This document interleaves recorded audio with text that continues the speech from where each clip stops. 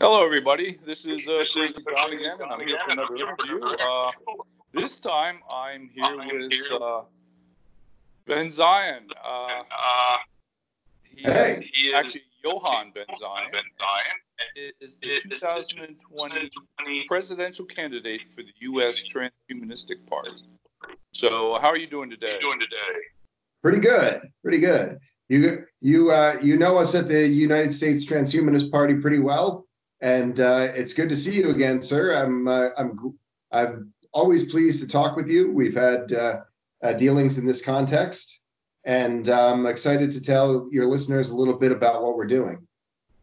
Yeah, that'd be great. Now, exactly. Now, I tell you just a little bit of background information. How does someone become the U.S. presidential candidate for the U.S. Humanistic Party?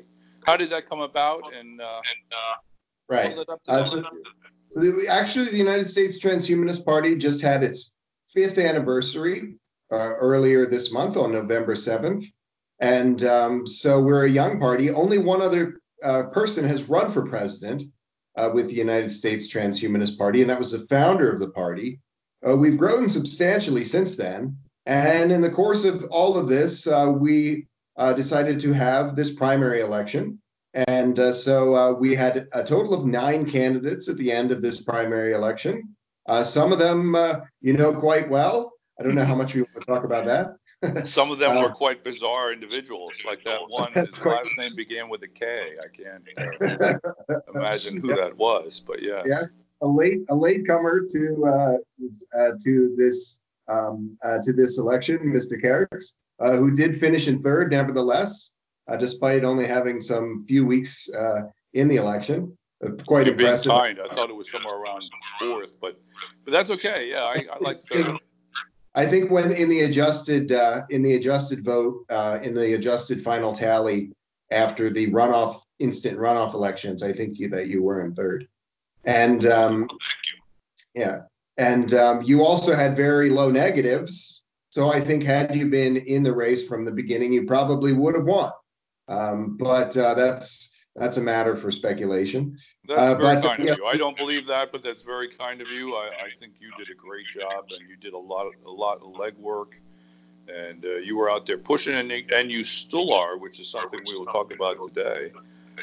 You're still out there pushing and doing a lot of work, and you have a lot of great ideas that you're working on, which we were discussing briefly right beforehand.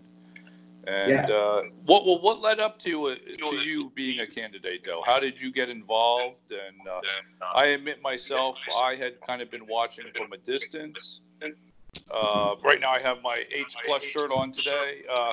I have been kind of viewing it from a distance myself, having I think a total of 11 little different parts of me: hips, titanium in my legs, big parts of my eyes. So I kind of always kept an eye on it and the thought of transhumanism, and I always was interested in longevity, of course. So that's kind of what got me interested. And then I finally I jumped in when I saw the opportunity to. But what got you involved? Well, you mentioned H+. That is a term that describes transhumanists. It's also a term that describes a specific organization, Humanity Plus, which I believe used to be called the World Transhumanist Association. And I've had some dealings with this organization in recent years. I've had some dealings with other transhumanist organizations, including some that I have founded. I founded the Arizona Transhumanist Party and also the Arizona Longevity Party in recent years. And I've been active in organizing in this community. So this was something that probably helped propel me to success in this primary election. But I have been working with some of these people in a lot of ways, and started to meet a lot of these people in more serious dealings as a result of this primary election. As you probably are aware, I think, and some of your viewers may have heard, my platform is called the Futurist New Deal for America. As maybe many of them haven't heard that, so I'll repeat it. The Futurist New Deal is my platform. And right now we're doing some promotions for Q1, including rolling out one of my major campaign promises, which is blockchain voting. I was lucky enough to interview a founder of a blockchain voting party that says a certain profile in Australia. This gentleman's name is Max K. And we had some lengthy discussions and even some other dealings describing the protocols that would be required for building a blockchain voting system. I also interviewed an emissary from Estonia, the country with the most well-developed blockchain voting system in the world. About 55% of their voters use this system, and it works quite well. It doesn't have the problems that some people describe when they talk about how we should not have this kind of iVoting system. I believe that some of those people are being a little bit alarmist in describing their concerns. But we are working with a new organization called Apollo One, which is an organization founded by a veteran app developer. His name is Dan Ganduzzo. He's worked on many projects in Silicon Valley and has incredible contacts, and he's been written up in TechCrunch and Medium, and many others have described Apollo One. And this app is used in this case to allow us to have blockchain voting and also this blockchain-based portal for other organizing and related services. So we're going to be rolling out some interesting services there. I could probably talk for the entire interview about that, but we did want to get to some other things. I'm also working on perhaps one of the more exciting things in my campaign to date, which is a Guinness World Record for the longest period in virtual reality. Yeah. And so we're getting that set up. I don't know. What is your experience with virtual reality, John? Do you like it? The little bit I've done, I've been pricing some of the Oculus systems right now for myself, and I find that kind of interesting. I think it's the next phase for gaming. I myself and other activities. Me and you have talked before, I believe, on the idea of 3D television. Also, a friend of mine that I had worked on with a movie project, which is I'll plug it here. Toxic Tutu. It is on Amazon, and right now you don't have to pay for it if you're Prime. So it's Toxic Tutu. There's a little plug there. But the producer and director, who is now passed, he was very big on the upcoming of 3D TV and how that was going to be big. One of the ways it was especially going to be big was with sports, and basically people being able to roam around and look at the game from all angles. And I think the VR gives you the same kind of an option that you can not only get into games, but you can get into other things with, I think. And that's something that they will approach, where you could actually appear to be on the football field while they're playing football and different sports. So there's other things there that can be used for that, and especially gaming, because gamers love it. Of course, we all fear some people fear and some people don't, the idea of the Matrix type thing. But I think there's a lot of potential, and I'm probably a little behind in playing with it myself, other than when I've done some of my, whenever we have the Explore Mars activities and stuff, we've had VR there and stuff, and they've showed how it can be used for training also, which is another option you can use it for. Being put into certain situations that isn't easy to put a person in, but they can see what it's like, so they can kind of do training, and that's a good option for it also. So it has a lot of usages, and I think it's here, and it's just going to get to be more and more a part of our lives. Mm-hmm. And it's interesting that you mentioned this, because the record that we are trying to beat, I will be spending 42 hours and 42 seconds at the very least in this 3D gaming environment, in this interactive environment. There's an additional record, which is not such an interactive environment. It's for viewing videos, which stands at 55 hours. But we are going for this more interactive environment record.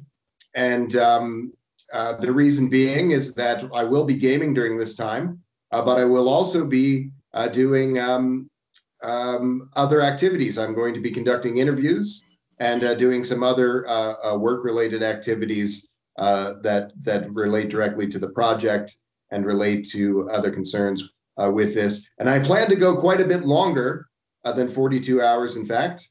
because when I am finally exhausted, rather than ending the live stream and ending the virtual experience, I'm going to switch into a night sky app and continue to enjoy the view of the night sky as I rest a while, and then continue going about my business for further days in this fashion. So I hope to beat this record pretty handily, but it remains to be seen. There's a few different ways that we can be looking at this project. But the Guinness folks are an interesting organization to be working with. Their protocols for this sort of thing have evolved over the years, but I'm very excited. I talked not 2 nights ago to the gentleman who still holds the world record for the longest unicycle ride, and we were comparing notes on our experience with the Guinness organization. I thought you were going to tell us that you also ride the unicycle. So yeah. No, I've been on a unicycle before, but I don't plan to break that record. I've tried it. Let me just put it that way. It wasn't a good experience. So there's a couple things you're going to work on. I did want to ask you, we kind of got into some things, though, as the candidate. I mean, of course, the ultimate outcome would be yourself being president. Now, you have gotten yourself on some of the ballots or something. I believe I saw not too long ago. Yes. How is that going? We are registered with the FEC, a first important step in this. And we are going to have ballot access in some states. However, it is the case that we want to encourage people to write us in. We want people to, in as many of them as are able, to be writing in if we do not have full ballot access across those 50 states. So I would encourage your listeners, if you're interested in taking a chance on techno-futurist ideas, and maybe you feel that your vote would not have a significant impact on the outcome of the election otherwise. I don't encourage this kind of thinking generally, but I would ask folks to consider voting BenZion 2020 in the upcoming general election. Well, I have to admit, like me and you have talked about Howie Hawkins from the Green Party, and Howie is run very often, and he has had a good, shall we say, poll showing, and I think that's important to show that people are interested in something different. Maybe you don't. I hope you do win, but let's say maybe you don't win. But if you have a good poll showing, that is showing the other parties that there is an interest in something else other than that. It kind of puts them, I think, a little bit more on the defensive and makes them realize people want something different. And I think that's an important thing all on its own. It is to make that showing. Yeah, people in thinking about third-party organizations in the United States, they don't even consider these prospects because they've become so used to thinking about the two-party system as being the entirety of the political system. And that, I believe, is unfortunate, because I think that countries that have a multi-party system, they tend to have a better, in some ways, better representation of the citizenry and better outcomes in many areas. Generally speaking, one- and two-party systems that are strictly enforced are not always the healthiest of political entities. But reasonable people can probably disagree on something like this. Oh, I agree. Let me see. So we've talked about some other issues also in, as far as I guess earlier we were talking about some other issues. What other scientific issues would you maybe like to bring to light along with your campaign and with being a transhumanist? Yeah. Well, actually, before I get into this hard science discussion that we had in the pre-interview, I wanted to say another word about Howie Hawkins in the off chance that he's watching. I know that you guys have spoken in recent Well, days. typed anyhow, so. Yeah. Okay. I have produced and coordinated, perhaps is more precise to say, a third-party debate, a three-party debate with three different third parties. That's a little bit of a tongue twister. And that was hosted on our major media partner, our main media partner, the Steel Archer Show. And that was between also a pretty mainstream Libertarian Party candidate, another Green Party candidate who's sort of an up and coming guy. But I'm interested in producing further events of this kind. And I enjoyed participating in that debate also, as well as working on it behind the scenes. And so I'd be interested in working with Howie Hawkins. And there's a list of other candidates who I might reach out to, including even more well-known Libertarian Party candidates. Our organization does not have a formal relationship with the Libertarian Party, but a lot of people in our organization came from the Libertarian Party. I know a lot of libertarians fairly well. I consider myself to be a libertarian after a fashion. So I would very much like to set up another one of those events. And I know that you had some thoughts on that subject as well. Yes, I did. Of course, like you think of yourself as a libertarian, I think of myself as a Green Party. So, that's why it kind of all ties in together. Myself with loving my environmental issues and loving Mother Earth, So Equally and plus, your new futuristic deal and my idea of a slightly altered Green Deal, it all kind of works together. Oh yes. The futurist New Deal borrows to some degree and emphasizes aspects of the various green deals. There are quite a few. There's not just the one that was introduced by Alexandria Ocasio-Cortez, but there are some others, including those initiated by the Green Party some years ago. I will also say we mentioned new science initiatives and also green initiatives, and perhaps that might be a reasonable time to discuss a project that I've been working on, including with organizers on the African continent. It's a conservation project that involves using a particular kind of emerging technology to allow for us to better take care of endangered species. And this new technology, some people find it controversial. I think your viewers might be interested. Many of them have probably heard this term before: artificial uterus or artificial womb, sometimes referred to as a biobag, because this idea is no longer merely science fiction, the stuff of a brave new world, but it is now also reality. A biobag was used to grow a lamb and also some other domesticated animals, and in recent years, starting in 2017. And this technology is now advanced to the point where we can use this in a conservation effort to help protect endangered wildlife. And we have many partner organizations, most prominently in Nigeria, but in other parts of the African continent, where these concerns are more pressing to some degree, concerns about endangered wildlife.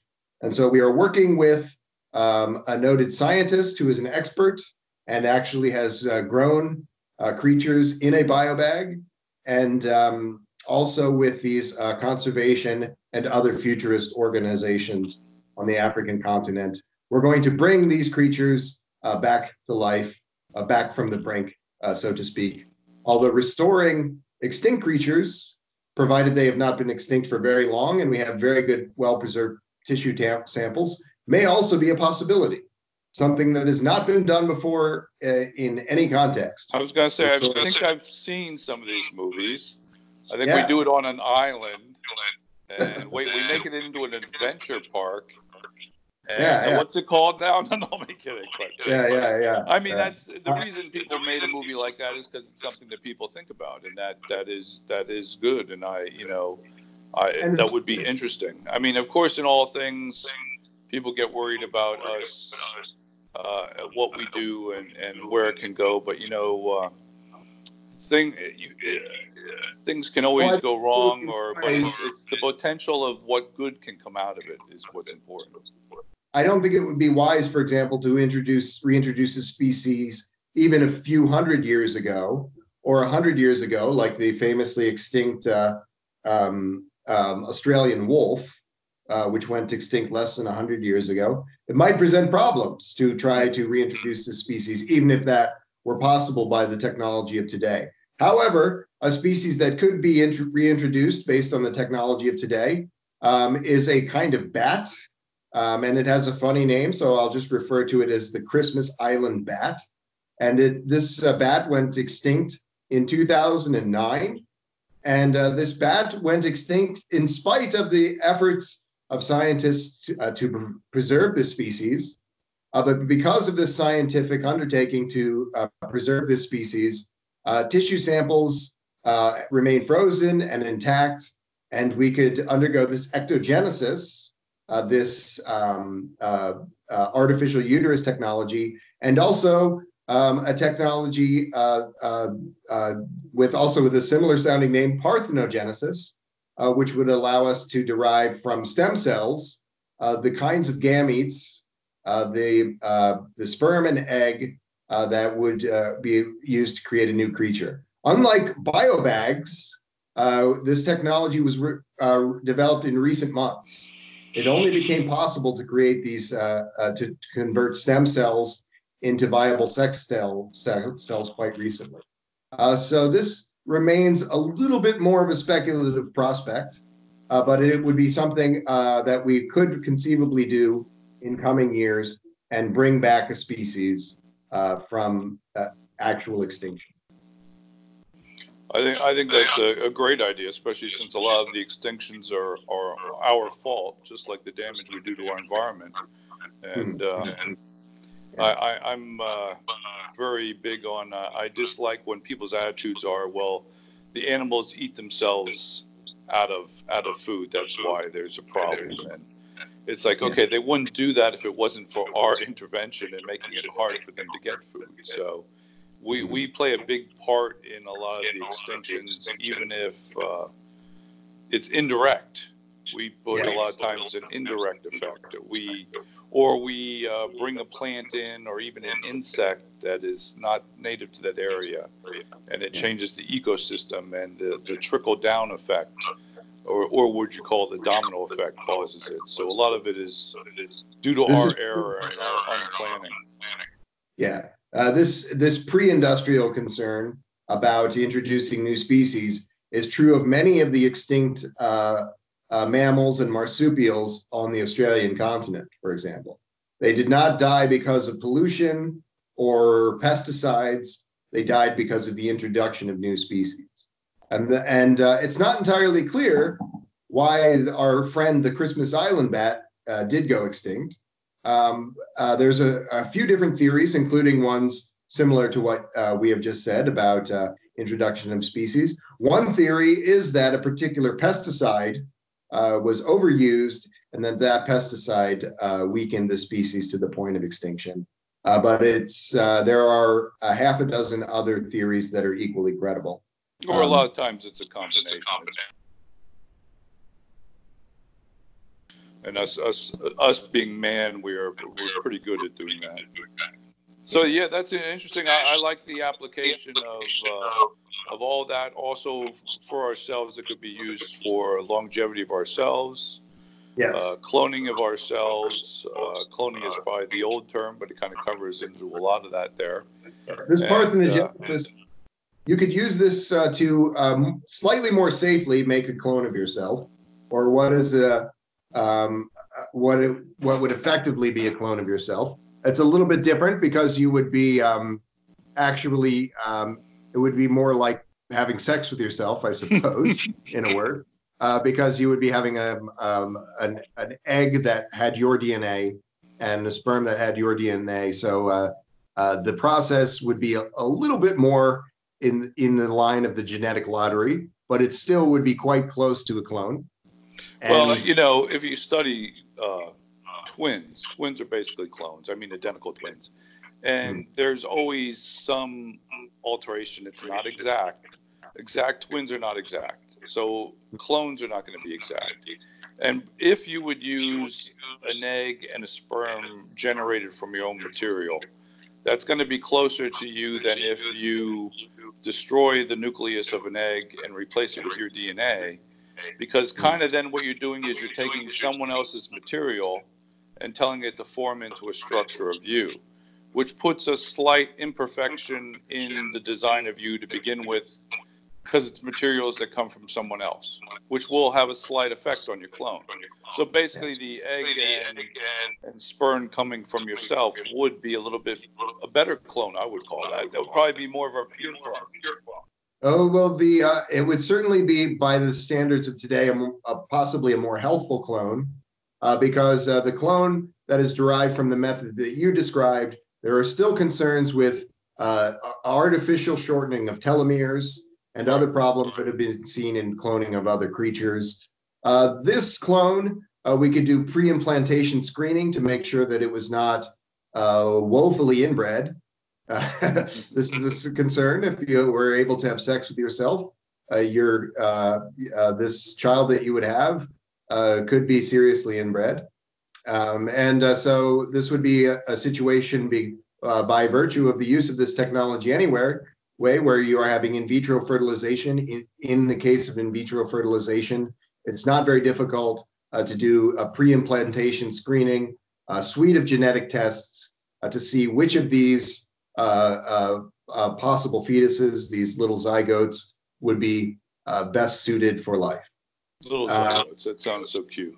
But I think we also briefly beforehand had talked briefly about the ability to use technology like this also for your pets. I mean, it sounds like a selfish thing, but a lot of people have certain pets they love. You're looking at Poe. I'm looking at my little guy here somewhere.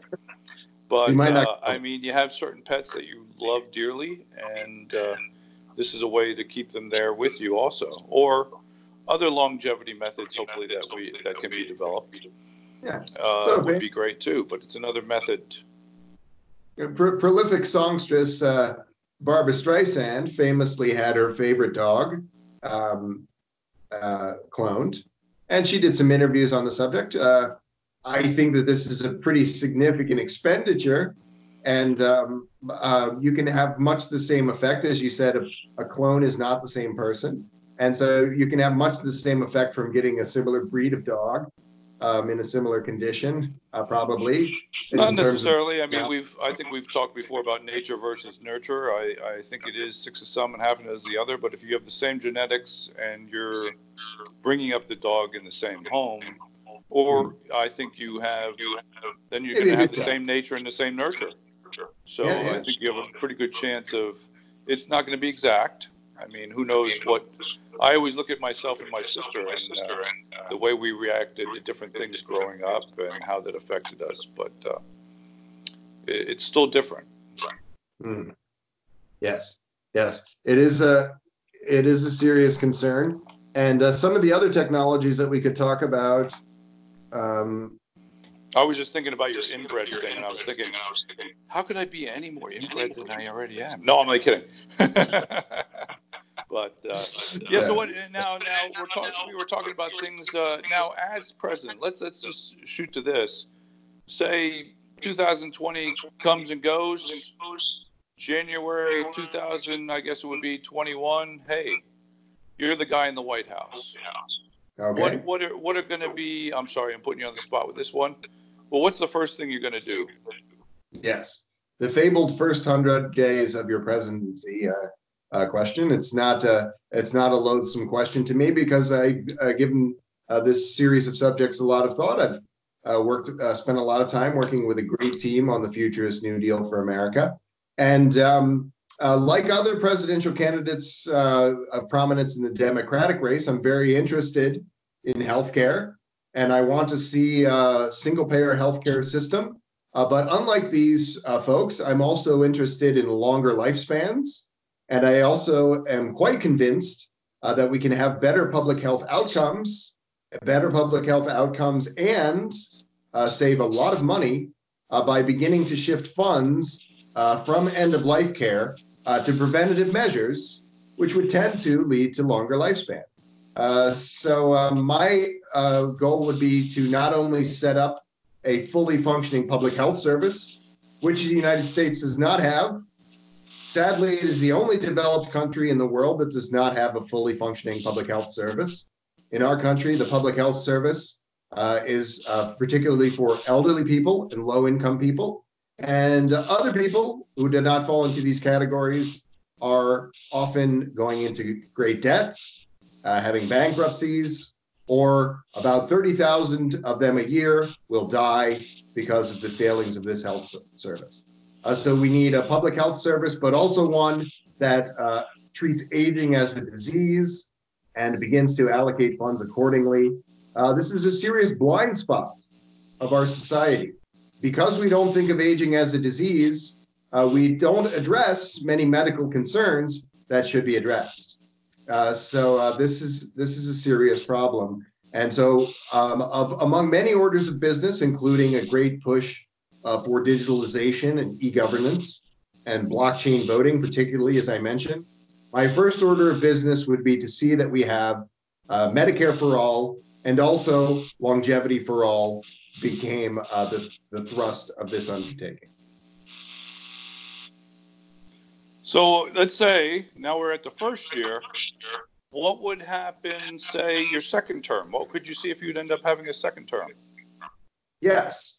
Well, by 2025, I expect that we may start to see some further effects from emerging technology, particularly advanced algorithms. As we know, transhumanists are very interested in longer lifespans, but perhaps an even more common through line for futurists is an interest in artificial intelligence. So I would ultimately like to see this kind of digitalization that I've described, this relatively basic kind of this digitalization that exists in other countries. For example, in Estonia, the Estonian government has used a blockchain technology and digitalization to great effect, lead to something more like an AI-driven government. Now, of course, human beings would still have to be in similar roles, but we could be doing a lot more if we had an advanced algorithm-driven government, an algocracy, which I would encourage folks to check out another panel. I mentioned having done some, produced some panel discussions. Another panel on the Steel Archer Show about algocracy with myself, famed AI researcher Irai Ozkarol, constitutional lawyer Daniel Hornell, and a career politician in his own right, Jason Mallory, who is actually also on the show recently as well, promoting some other issues. But I would like to see this kind of technology being used. We are technologists. We want to see all technology used in good and maximized sort of ways. That's great. So what kind of, here's a question for you too about loving science and longevity. What got you first interested in the whole idea of longevity and transhumanism? What got you first, BenZion yourself, interested in the subject that made you want to go into this? Yes.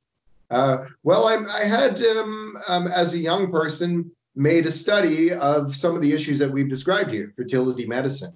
At that time, I was interested in going to medical school. And so I had followed this subject of genetic ethics. Genethics was a book that I read at a young age. A word, not a word in common usage, but it was a book that influenced me. And bioethics, and particularly the science and ethics of fertility medicine quite closely.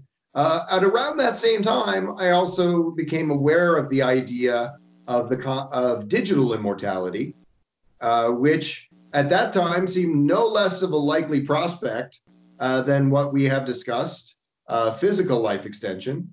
And if you talk to transhumanists who were active, my friend Natasha Vitamore, actually, I'm supposed to call her when we were finished here, in the 90s or 2000s, Natasha Vitamore, of course, was even active before that. She coined many of the terms that we have used in the course of this discussion, and she is the founder of some of the organizations that we've described in the course of this discussion. But if you talk to these folks, if you were able to be a fly on the wall in 2005, many of those people would have still believed that digital immortality was as likely as physical life extension beyond the natural span of years. But in recent years, in the post-CRISPR era, this has changed. So at a certain time, I was very interested in certain aspects of bioethics and also certain aspects of advanced algorithms. We've learned a lot about both of those subjects since then, but this was a big part of my thinking as an adolescent. Yeah, I myself was greatly influenced early on by, science fiction, and then I did read the Dirk Pearson and Sandy Shaw stuff on longevity, and of course you wanted to keep yourself younger, and I myself, work out every day and I take supplements. I'm having fake parts replaced with fake parts, though, as I get older, just because of wearing out from sports and different activities I've done. And I find that the fake parts aren't as good as the real ones. I'd like to see a day and age where they grow real parts from yourself and put them back in you, or stimulate your own parts to fix themselves and regrow. That would be ideal, I think. I myself wish for the longevity of myself as a biological unit and repairs to that. I kind of view the digitalness as a backup or a next phase once maybe there's nothing physically that can be saved from me. But a little bit like our friends at Alcor, a measure of last resort, as in cryonics. Yes. I think it does give you a lot of capabilities. I myself, I know me and you've had some religious talks, and I would call myself kind of a spiritualist to some extent. And I'm always concerned about your essence and your life essence, and what goes on with that as another level. I mean, of course, that hasn't been proven or totally disproven yet. So I'm always curious what happens if you're no longer a living being. What happens to your life essence, and is that you really, or isn't it really you, or is it a copy, or isn't it a copy? And then again, in the long run, if you want yourself to still be there and to exist, and you're concerned with things that you want to get done, does that matter as much? I'm not always sure about that issue, though, either. I mean, even if, say, 1,000 years from now, there's work I want to be doing or things I want to do in life, and 1,000 years from now, there's a copy of me that's doing it. Is that a bad thing? I'm not sure. You see what I'm saying? That is a form of immortality. I mean, your own children is a form of immortality, and you have to come to grips yourself with what you conceptualize as longevity and immortality also. I mean, some people look at art as a form of immortality for yourself. If you paint a great picture, or you write a great song, or you write a great book, that's a form of part of you living on also. So there's ethical questions involved, but not necessarily ethical questions as in whether it's right or wrong, or more like, is it right or wrong for you, and how do you view it? So, a lot of things to think about. Yeah. I too would like to be able to preserve my conscious experience, so to speak. I believe I have qualia. I believe there's every evidence that you're in possession of qualia and everyone else, but I can't prove that any of those assertions. I think so, but I'm sure there's lots of people that don't, but that's beside the point. Yeah, it's often described as a gentleman's agreement, this notion that all people are equally conscious, because some people show slightly less evidence to that in support of that. I myself have different days where I feel I'm less conscious or more conscious than others, especially as I get older. But I think everyone is right to want to preserve that, and to think of what you described a moment ago, an alternate John Carricks, a digitally immortal John Carricks, as being a lesser prize. So I would like to have this ship of Theseus approach, even to digital immortality, where if parts are being able to be fixed, and ultimately I'm able to be upgraded to a high degree, maybe in the course of that upgrade, my consciousness will be joined to a digital immortality framework. But if that is not to be the case, I think that there are prospects for life extension of a more earthbound kind, like we have discussed. And this technology has become a very realistic one. Our friend Aubrey de Grey was one of the first people to be speaking seriously about this science. And just within the last few years in this post-CRISPR era, this science has become far more mainstream.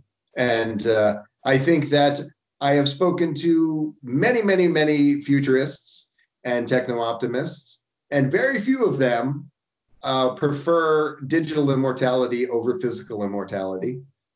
I'm not sure why that is, but it seems to be a fairly healthy impulse. I can think of only one person in our organization who seems to prefer digital immortality over physical immortality, and I think that perhaps he's just trying to be a little bit colorful. I'm not sure. Like I said, like I was thinking, that could appeal to some people, and I think it has other advantages to it that you don't have with the physical. I mean, the fact that copies of you and pieces of you can be anywhere, and you can probably reach out to all kinds of places. And I think it has its function, and probably in a combination with. I mean, say if your body is physically around, you could also have a digital copy of yourself that's off doing work and doing stuff. Yeah, it's dare I say more important in the near term to consider this prospect as a kind of more simple emulation. So right now I have Alexa she's talking to me now, and I have use of other digital assistants and natural language processing applications, and these are working pretty well. But I've spoken to a number of people, conducted some interviews and pre-interviews with people who are working on more robust natural language processing and digital assistant applications. And the implications of this are significant. You can be creating a lot more work product. You can be creating a lot better class of work product with this level of interaction. And ultimately, this kind of entity could emulate you so usefully that it could be acting as your proxy in many ways. And this, unlike a true digital immortality, is a realistic near-term prospect, something that you could do within the next 5 years or so. Well, I hate to tell you there, Ben, you're not really talking to me right now. I'm still up in bed. This is my digital proxy who's drinking digital coffee. Yes. And I went back to sleep after our conversation. Actually, I don't know if you can even be sure that was actually me you talked to on the phone. So, or the real me. You'll excuse me. I have a thought and a frog in my throat. I'm not so horrified by this notion. But again, like I said, that would be another alternative. What is to the fact that now here's the point: you have Alexa, I have Alexas here, I have Google here in the house. Of course, I have Siri. None of them listen to me. But what if you were to be able to program them with your voice, quite a bit of your personality, like you would do. Like in the old days when Dragon Speak originally came out, you had to train Dragon Speak. But imagine Alexa could take your voice, could take pictures of your face. You would train it, like there'd be who knows how many questions, maybe something ridiculous like 1,000 questions, plus then you'd have interactive conversations with her. So she would kind of learn how you would react and come up with a program, a logarithm for your reactions, and could emulate you like on a call like this. You'd call in and I'd have it in auto. And then afterwards, sort of like phone calls, I could have her answer the phone, automatically converse with you, and then later on I could check it. So basically a digital version of me is what could be built by Alexa or Google Assistant or even Siri. And we can put it to work for us. Yeah, and make no mistake, there are plenty of people who are trying to do this in the specific context of tailoring this to your personality or emulating a personality including, you mentioned the term spiritualism, including some spiritualists that are known to me. And, I mentioned this, I won't go down that rabbit hole, but I will say that I have worked on deepfake projects with other collaborators. And I know, for example, that one deepfake application is one that could be incorporated into real-time chat like this, so that I could change my face to Richard Nixon or whoever you might think I look like. And there are also voice. I knew you resembled somebody. Well, the same thing. Hopefully, I resemble Kennedy then. So Yeah. That's all the more reason that we should set up a debate. But just don't do like Dixon did. Don't wear those little white socks and show your ankles. Yeah, Nixon. Yeah, but you were supposed to have a debate, but we ended up being separated into 2 days. Yes, that's right. We did. But so we never actually. It would have been very unruly with the large amount of people, to tell you the truth. It would be like one of those Democratic ones, which were very unruly. Of course, we could have done that. That would have been interesting to do that with avatars and have us all an avatar of each one of us during the debate. That would have been interesting. That's a feature of my virtual reality immersion, is that I'm going to offer anyone who likes that I will design for them using this one particular environment, this social chat environment that creates fairly realistic images of a person.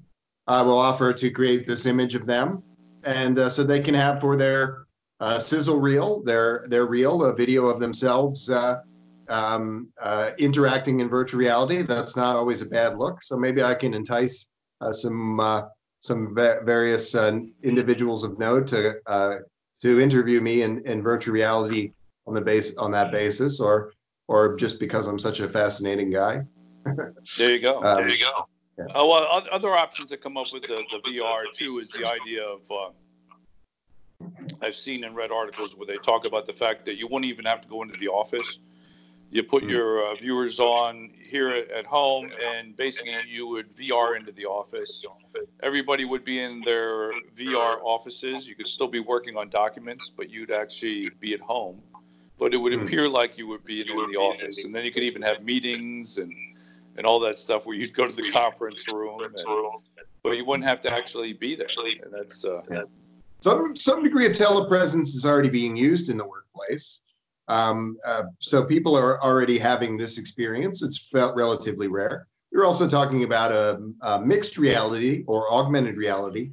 Perhaps the most famous device of this kind is Microsoft HoloLens, which is being used among other people, including designers and students. It's being used by warehouse workers. So these warehouse workers are having a mixed reality workday where they are using this device to more quickly identify and maintain their workflow, identify products and so forth. And so this is an interesting thing.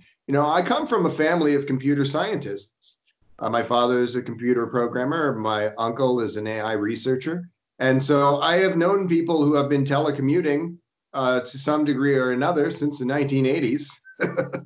But the prospect of telepresence is a very fascinating one, and it has serious implications for me in taking an interest in doing this virtual reality immersion experiment.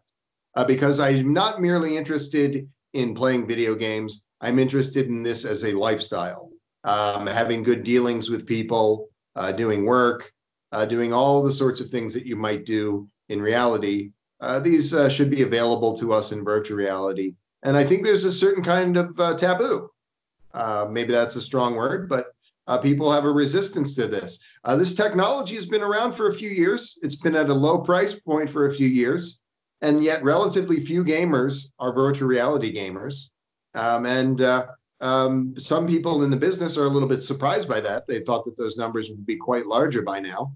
And we don't quite know what to attribute that to, except perhaps to some uncanny valley effect or set of concerns. Well, I have to admit, I'm one of those few people that I'm still, I'm not a console gamer.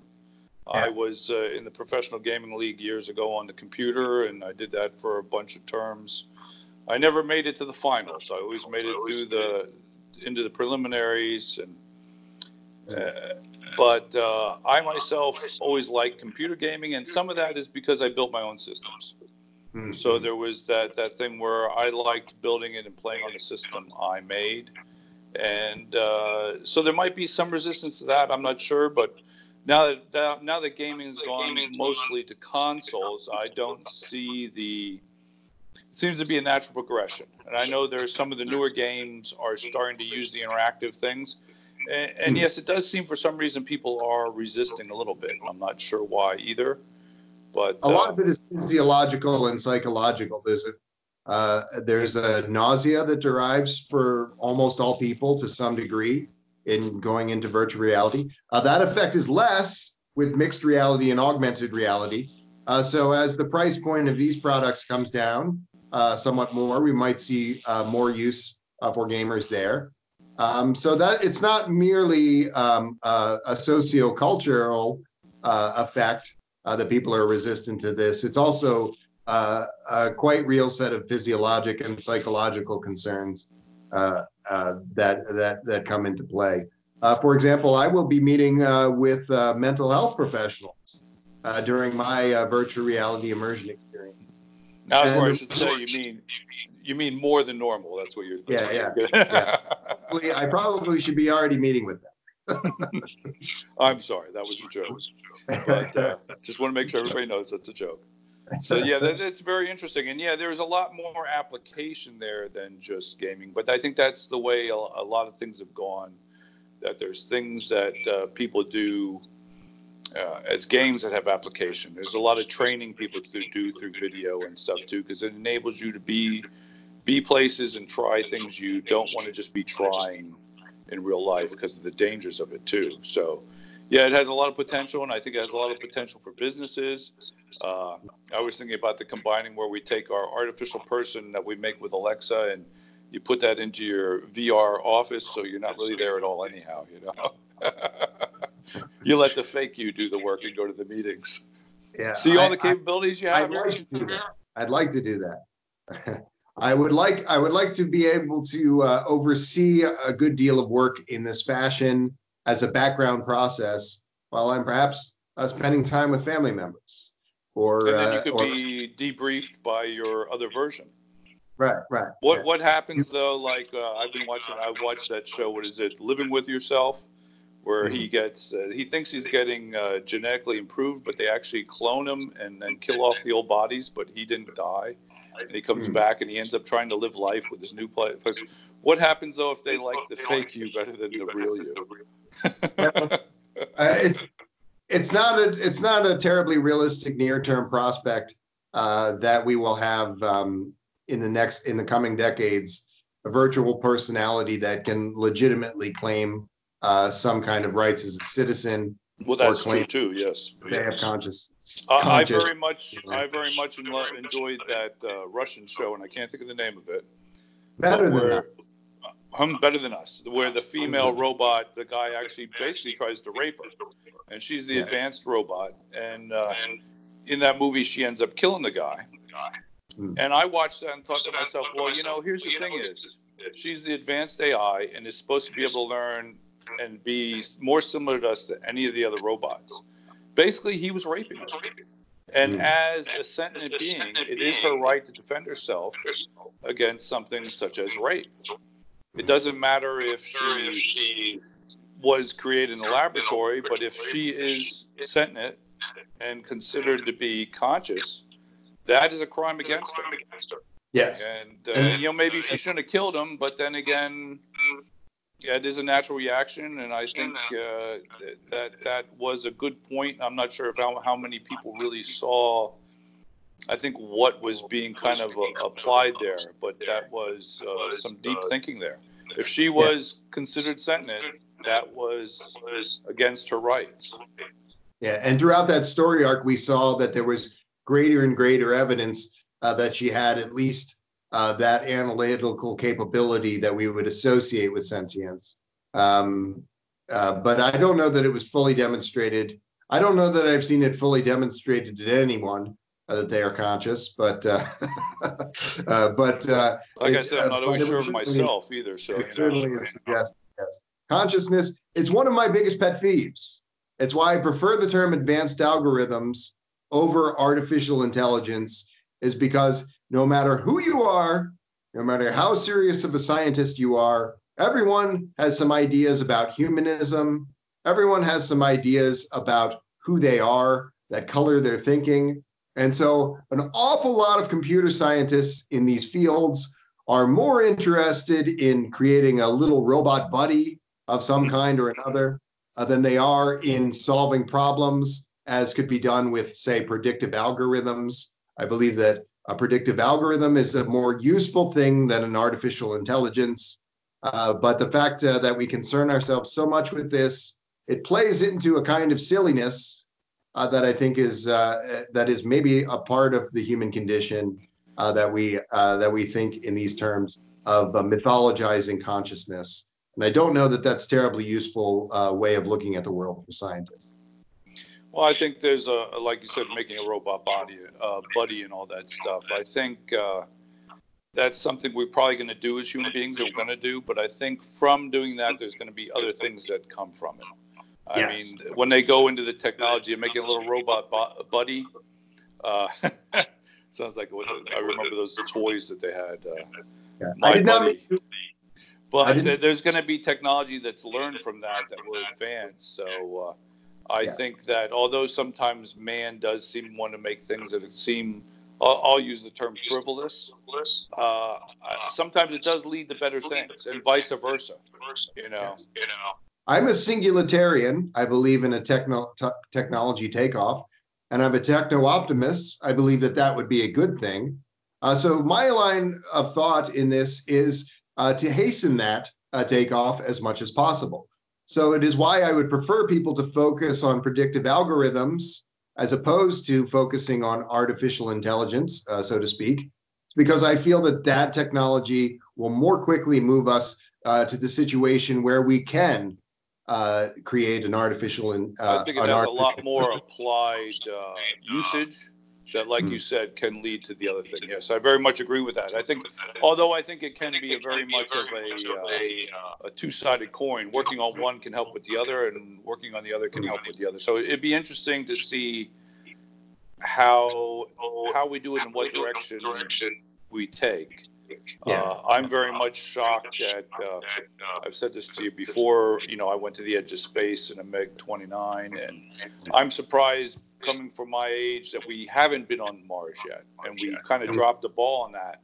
And to me, it seems like we've gotten obsessed with the instant gratification of my iPad, which I'm looking at right now, or my iPhone, or any of that stuff, and somehow we kind of took a diversion with it, but yet I think some of that technology might come back and help us again further on, although I wish we would have kind of delved into things differently, if that makes sense.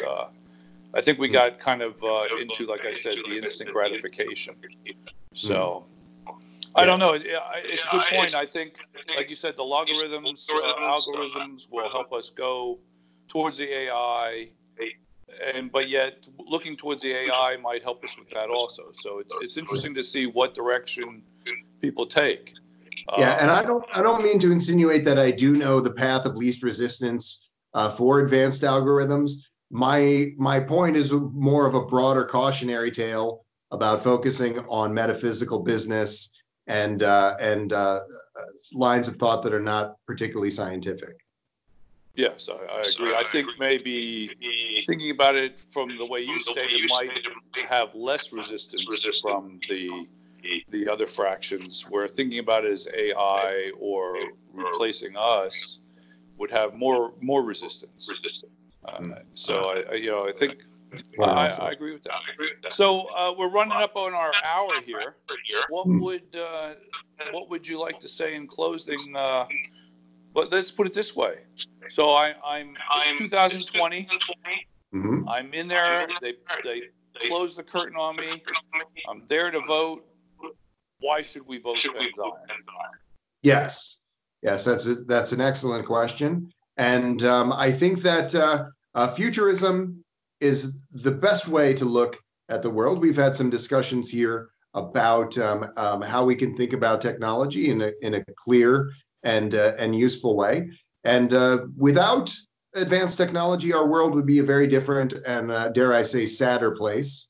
So I would encourage people to look into the Transhumanist Party. We are, in many ways, have proven to be a kind of incubator for more mainstream political philosophy. Many of the ideas that are now Democratic Party doctrine or bordering on Democratic Party doctrine, like a basic income and some others, began in the futurist community and even in the United States Transhumanist Party. So I would encourage people to get ahead of the game, so to speak, by joining the United States Transhumanist Party. You can go to transhumanist-party.org. And you can look at what we're doing, and you can go to transhumanist-party.org/membership and join. And I would also encourage folks to keep an eye out for BenZion 2020. We've taken the site down for a day or so to make some updates, but we'll be back up very soon. It's still up, but you can also feel free to reach out to me in other ways. Find me on social media, reach out to a mutual friend. And I would say of all of these things, the Futurist New Deal has unique approaches to humane economic policies, like the income policy that we discussed, to approaches to healthcare, to approaches to perhaps the most important part of this, the use of digitalization and data science to improve our society and particularly our government.